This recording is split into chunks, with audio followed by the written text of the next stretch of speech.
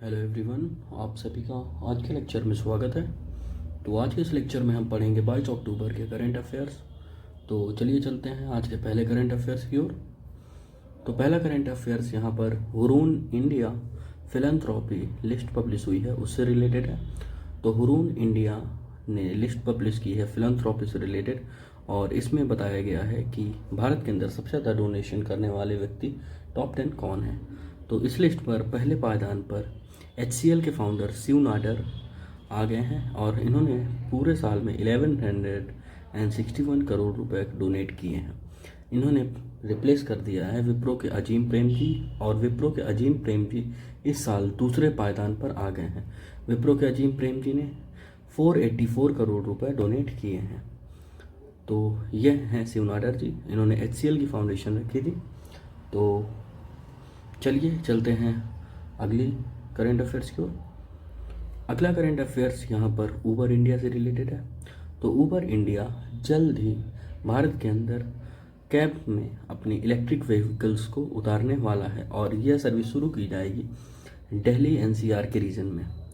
तो ऊबर जानते हैं कि देश का जाना माना कैब एग्रीगेटर है, और दिल्ली में प्रदूषण को बढ़ते हुए उन्होंने EV की सर्विसेज शुरू करने का निर्णय लिया है। तो चलिए चलते हैं अगले करंट अफेयर्स की ओर। अगला करंट अफेयर्स यहाँ पर एक लिस्ट पब्लिश की गई है, एक इंश्योरेंस कंपनी है एको जनरल इंश्योरेंस द्वारा। तो एको जनरल इंश्योरेंस ने यह लिस्ट पब्लिश की गई है, और यहाँ पर व्हीकल के थेफ्ट से रिलेटेड है। तो इस लिस्ट में बताया गया है कि देश भर के अंदर 56% से ज़्यादा व्हीकल दिल्ली NCR के अंदर चुराए जाते हैं। तो यहाँ पर यह लिस्ट है, देख सकते हैं आप। दिल्ली के अंदर सबसे ज़्यादा, उसके बाद बेंगलुरु है दूसरे पायदान पर, तीसरे पायदान पर चेन्नई, चौथे पायदान पर हैदराबाद, पांचवें पायदान पर मुंबई, देन कोलकाता। और अगर बात करें कि कौन से व्हीकल चुराने में सबसे ज़्यादा फेवरेट हैं चोरों के, तो यहाँ पर यह उन कार्स की लिस्ट है जो कि चोरी के मामले में सबसे ज़्यादा है। पहले नंबर पर है मारुति की वैगन आर। ये रिलेटेड नहीं है, बट मैंने डाटा डाल दिया है, आप लोग चेक कर सकते हैं। और इसके अलावा बाइक जो कि चोरों की फेवरेट है, यह आप देख सकते हैं। तो अगर बात करें एको जनरल इंश्योरेंस की, तो एको जनरल इंश्योरेंस बनाई गई थी 2016 के अंदर, और इसका हेडक्वार्टर कहाँ है? इसका हेडक्वार्टर है महाराष्ट्र के अंदर मुंबई में। तो चलिए चलते हैं अगले करंट अफेयर्स की ओर। अगला करंट अफेयर्स यहाँ पर देश की दिग्गज IT कंपनी इन्फोसिस की तरफ से है। तो इन्फोसिस ने अपने एम्प्लॉय को अलाउ कर दिया है एक्सटर्नल गिग वर्क के लिए। तो गिग वर्क कहा जाता है जो कि फ्रीलांस, एक आप अपने घर से बैठे ही काम कर सकते हैं एक सर्टेन टाइम पीरियड के लिए। तो इसके लिए इन्फोसिस ने अपने एम्प्लॉय को अलाउ कर दिया है, लेकिन इसके लिए सबसे पहले कर्मचारियों को अपने मैनेजर और जो उनके HR होते हैं उनसे परमिशन लेनी पड़ेगी। आप हाल ही में देख रहे होंगे कि विप्रो जैसी कंपनियों ने इस गिग वर्क के कारण ही अपने कई एम्प्लॉयज़ को हटा दिया है। इसी बीच इन्फोसिस ने यह बड़ा कदम उठाया है। तो अगर बात करें इन्फोसिस की, तो इन्फोसिस 1981 में बनाई गई थी, और इसका हेडक्वार्टर है बेंगलोर के अंदर। तो चलिए चलते हैं अगले करंट अफेयर्स की ओर। अगला करंट अफेयर्स यहाँ पर देश की सुरक्षा से रिलेटेड है। तो Assam government extend arm forces special power act in 8 district and 1 sub division for another 6 month. तो असम सरकार ने ISPA यानी कि arm forces special power act 1958 को बढ़ा दिया है 6 महीनों के लिए असम के 8 जिलों के अंदर और 1 सब डिवीज़न के अंदर। तो आर्म फोर्सेस स्पेशल एक्ट के बारे में आपको पता होना चाहिए। यह 1958 में एक्ट बनाया गया था, और इसका मेन पर्पज़ यही था कि to maintain law and order in disturb area. तो ये जो 8 जिले और 1 सब डिवीज़न है, ये असम के डिस्टर्ब एरिया में है, इसी वजह से यहाँ पर यह एक्ट लाया गया है। अगर बात करें असम की, तो असम के गवर्नर कौन है? गवर्नर हैं जगदीश मुखी। और CM कौन है? CM तो आप सबको पता होंगे, हिमंता बिस्वा शर्मा। तो चलिए चलते हैं अगले करंट अफेयर्स की ओर। अगला करंट अफेयर्स यहाँ पर एक बीमा सुगम पोर्टल है, इसको लॉन्च किया गया है किसके द्वारा? IRDAI। तो insurance regulatory and development authority of India के द्वारा हाल ही में बीमा सुगम पोर्टल को लॉन्च किया गया है, और यह पोर्टल क्या है, तो यह एक ऑनलाइन मार्केट प्लेस है जहाँ पे सभी इंश्योरेंस कंपनियाँ अपने सभी लाइफ इंश्योरेंस या नॉन लाइफ इंश्योरेंस इसी प्लेटफॉर्म पर बेच सकती हैं। तो इसलिए यह पोर्टल डेवलप किया गया है। तो अगर बात करें IRDAI के बारे में, यानी कि insurance regulatory and development authority of India के बारे में, तो इसकी फाउंडेशन रखी गई थी 1999 में। ये एक रेगुलेटरी बॉडी है, ठीक है। और इसका हेडक्वार्टर कहाँ है, इसका हेडक्वार्टर हैदराबाद में है। और इसके चेयरपर्सन हैं देवाशीष पांडा। तो चलिए चलते हैं अगले करेंट अफेयर्स की ओर। अगला करेंट अफेयर्स यहाँ पर एक पेनल्टी से रिलेटेड है। तो CCI यानी कि कंपनी कमीशन ऑफ इंडिया ने पेनल्टी लगाई है गूगल के ऊपर 1337 करोड़ रुपए की। तो यह गूगल के ऊपर इसलिए लगाई है क्योंकि CCI यानी कि कंपटीशन कमीशन ऑफ इंडिया ने कहा है कि गूगल ने अपनी डोमिनेंट पोजीशन का गलत फ़ायदा उठाया है और कई ऐप्स को अपने प्लेटफॉर्म पर नहीं वर्क करने दिया है। तो इसी कारण यह पेनल्टी गूगल के ऊपर लगाई गई है। अगर बात करें कंपटीशन कमीशन ऑफ इंडिया यानी कि CCI की, तो इसकी फाउंडेशन 2003 में यह बनाया गया था और यह इंडिया के अंदर कंपटीशन को रेगुलेटर करने वाली बॉडी है। और इसके चेयरमैन कौन है, इसके चेयरमैन हैं अशोक गुप्ता। तो चलिए चलते हैं अगले करेंट अफेयर्स को। अगला करेंट अफेयर्स यहाँ पर कर्नाटका के जाने माने एक्टर थे पुनीत राजकुमार जी, जिनको अप्पू के नाम से भी जाना जाता था। इनको 1 नवंबर को कर्नाटका रत्न के अवार्ड से सम्मान किया जाएगा। तो इनकी मृत्यु पिछले वर्ष 2021 यानी कि 29 अक्टूबर 2021 में हो गई थी और ये कन्नड़ सिनेमा के जाने माने अभिनेता थे। तो इनको 1 नवंबर को कर्नाटका रत्न अवार्ड से सम्मानित किया जाएगा। तो चलिए चलते हैं अगले करेंट। तो अगला करेंट अफेयर्स यहाँ पर पाकिस्तान के पूर्व प्रधानमंत्री इमरान खान की तरफ से है। तो इमरान खान को पाकिस्तान के इलेक्शन कमीशन द्वारा किसी भी पब्लिक ऑफिस को होल्ड करने से बाहर कर दिया गया है और यह फैसला उनके करप्शन के केस में इन्वॉल्व होने के कारण लिया गया है।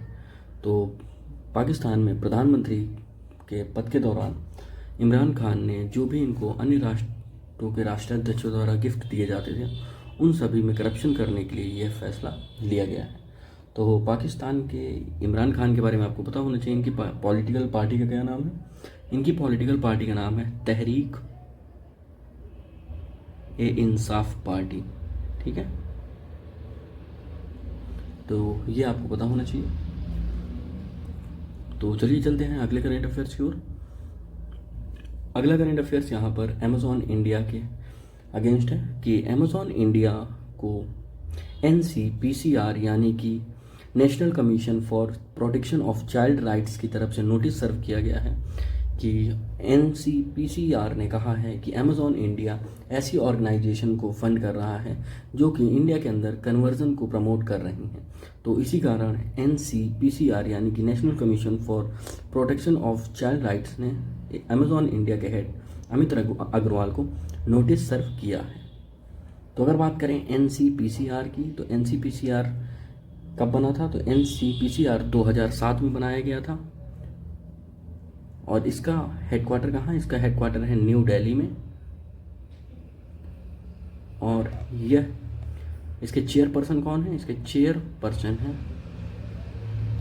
प्रियांक कानूनगो।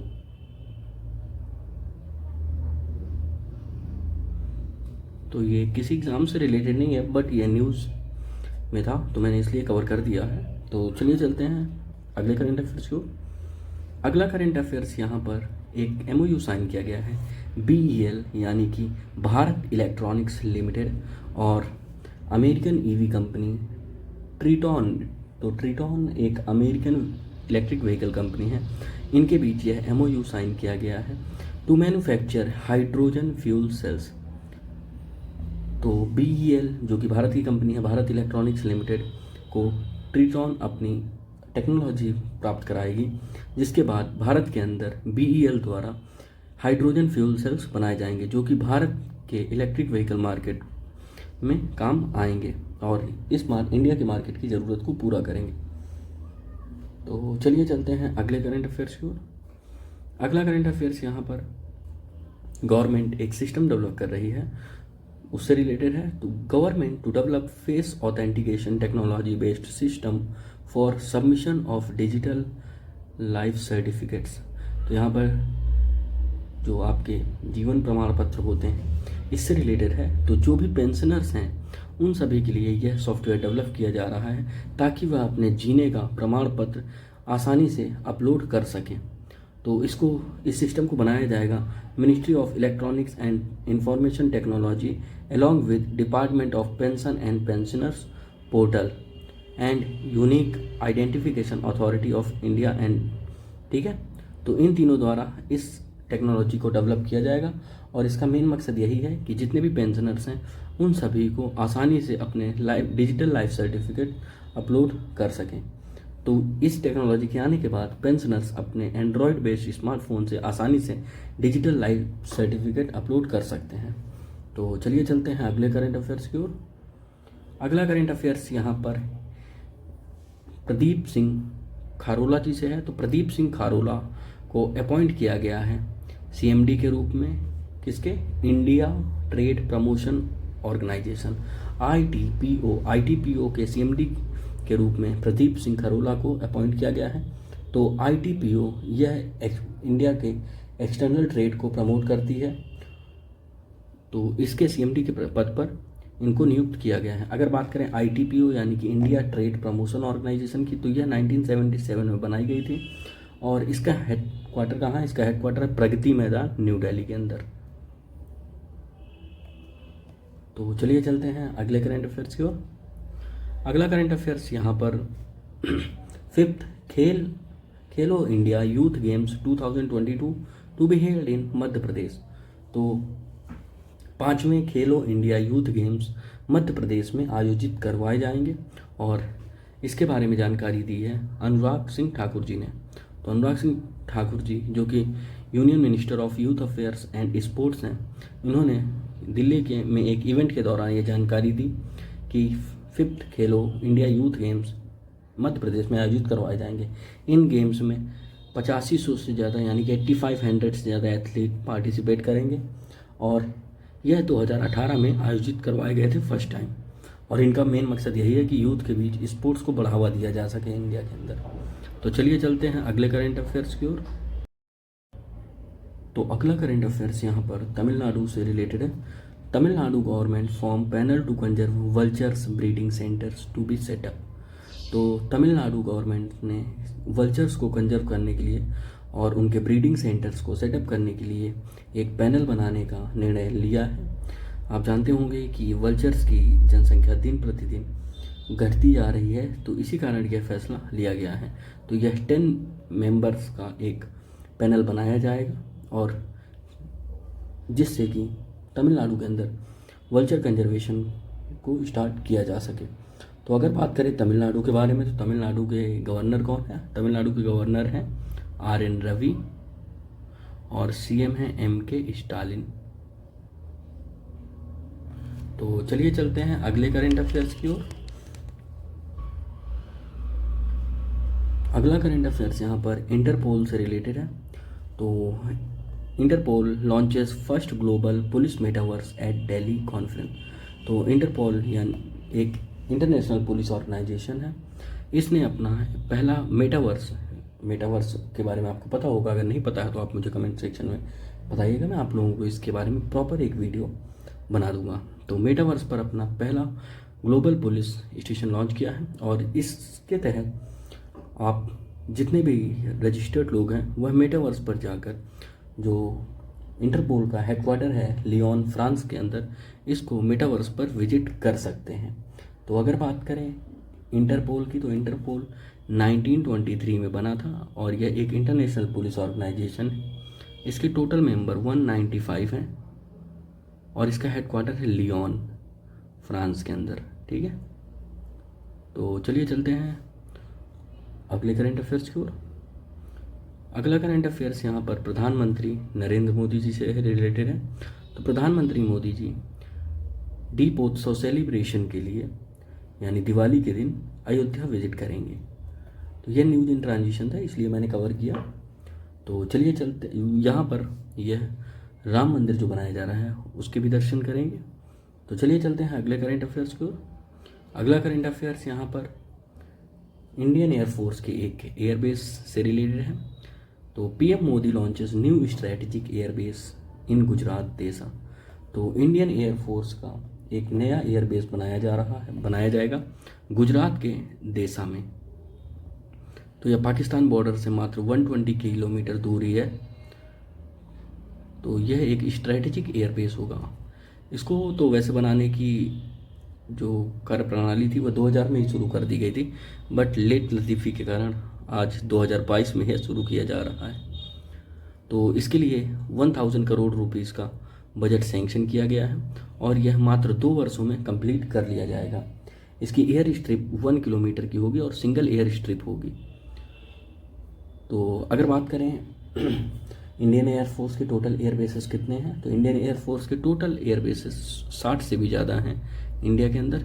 इसके अलावा आप लोगों के लिए एक क्वेश्चन है, क्या इंडियन एयरफोर्स का किसी विदेशी धरती पर भी एयर बेस है? अगर आप लोगों को पता हो तो आप मुझे कमेंट सेक्शन में ज़रूर बताइएगा। जो भी सही बताएगा मैं उसको हार्ट जरूर दूंगा। तो चलिए चलते हैं अगले करेंट। तो अगला करेंट अफेयर्स यहाँ पर रिलेटेड है एक मिसाइल टेस्ट से। तो India successfully test nuclear capable Agni prime missile. तो इंडिया ने अग्नि प्राइम मिसाइल का टेस्ट सक्सेसफुली कर लिया है।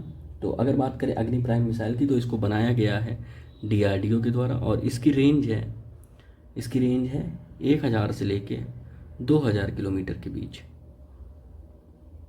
यह एक न्यूक्लियर कैपेबल मिसाइल है और सरफेस टू सरफेस मिसाइल है। यह एक